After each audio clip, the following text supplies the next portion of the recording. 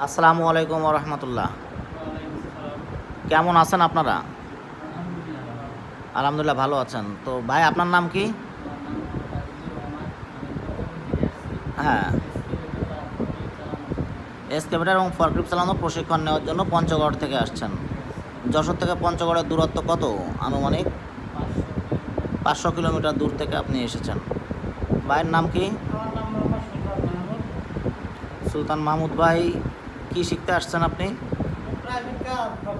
Private car forklift. কোথা থেকে আসছেন? পঞ্চগড় থেকে যশোরে মামুন ইকুইপমেন্ট অ্যান্ড ইঞ্জিনিয়ারিং লিমিটেডে এসেছেন। আপনার নাম?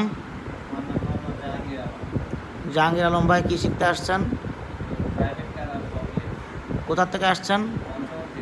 পঞ্চগড় থেকে। পঞ্চগড় কোন থানা? বোদা থানা।